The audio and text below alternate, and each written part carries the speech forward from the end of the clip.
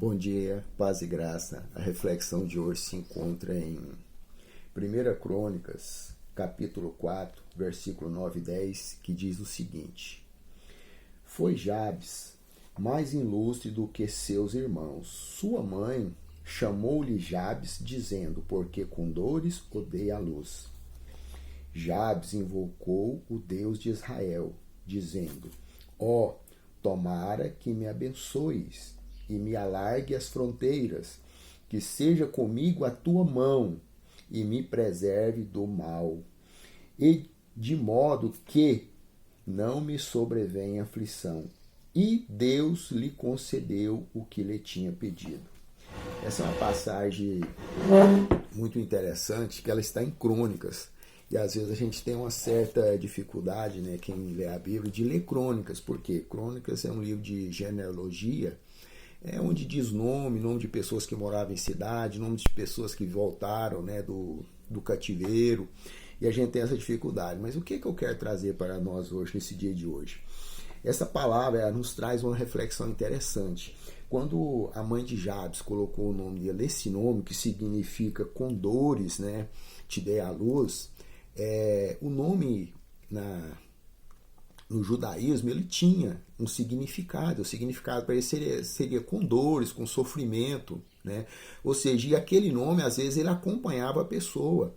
Era como se fosse talvez uma maldição, algo nesse sentido. Então assim, Jabes, ele trouxe sofrimento para a mãe dele, né, durante o parto, e provavelmente se ele se deixasse levar por essa situação, ele seria uma pessoa que viveu uma vida de sofrimento, independente da nacionalidade dele, sendo um israelita ou um judeu, né, tinha nada a ver. Mas o que eu quero trazer nesse dia de hoje é que a condição em que nós nascemos, ou a condição em que nós às vezes nos encontramos, não quer dizer que esse é o nosso futuro, que essa é a nossa direção. O que eu quero trazer para você?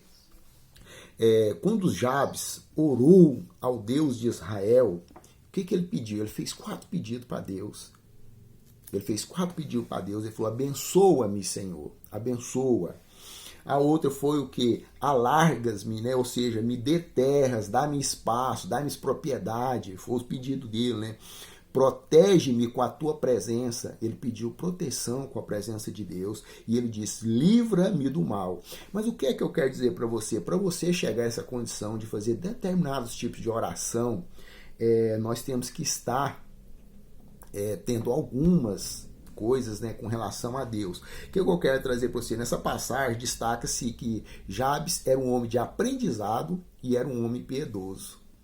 Aonde que eu achei isso, né? Quando você lê em Crônicas 2:55, lá fala que os escribas ali citados, eles moravam na cidade de Jabes, ou seja, para uma cidade ter o nome, provavelmente essa cidade foi fundada nas terras ou foi fundada por Jabes, ou seja, Deus alargou, Deus deu propriedade. E para os escribas habitar ali, significa que aquela cidade era uma cidade de aprendizado, uma cidade onde se estudava a palavra de Deus. E piedade. Por que o irmão fala que ele é piedade? Eu falo que ele era um homem piedoso. Por quê? Porque ele era um homem de oração. As pessoas de oração, as pessoas que se colocam na presença de Deus, as pessoas que buscam verdadeiramente o Deus de Israel, o Deus do céu, o Deus da terra, o Deus que é dono de tudo, geralmente são pessoas mais piedosas, geralmente são pessoas que têm um coração mais quebrantado. Então quero te convidar nesta manhã, nesse início de semana, hoje não é segunda, já é terça, né? O vídeo atrasou um dia, mas eu quero dizer para você, coloque a sua oração na presença de Deus. Sabe por quê? Porque Deus não resiste uma oração sincera. Mas coloque o seu coração nessa oração. Coloque-se verdadeiramente na presença de Deus. Busque a Deus, mas busque com sinceridade. Não estou falando para você dizer essas palavras. Não estou falando para você pedir terra. Não estou falando para você pedir esse tipo de coisa. Estou falando para você ser honesto com Deus, que Deus vai mudar o seu destino. Seja fiel com Deus. Seja verdadeiro com Deus. Se coloque mesmo verdadeiramente na presença de Deus, para que Deus possa estar te abençoando, estar te mantendo, né, debaixo da mão dele. Eu esse dia falava sobre o Salmo 91, onde diz que a sombra do Onipotente, né, nós vamos descansar à sombra. Eu fiquei imaginando O que é descansar à sombra do Onipotente? O que é estar à sombra do Onipotente? Significa o quê? Que eu estou próximo a Ele, significa que eu estou ao lado dele, porque jamais uma sombra anda por aí sozinha. Então, se a sombra do Senhor está, você está na sombra do Senhor, significa que o Senhor está do seu lado. Mas o que eu quero dizer? Seja sincero na sua oração, seja sincero na sua vivência, independente da onde você veio, da onde você saiu, porque às vezes a gente sai de situações que às vezes assim é só desânimo, é só tristeza. Independente disso, coloque-se verdadeiramente na presença de Deus, que Deus vai mudar o seu destino, Deus vai mudar a sua vida, Deus vai te dar condição de você estar aonde Ele quer que você esteja, aonde Ele quer que você esteja.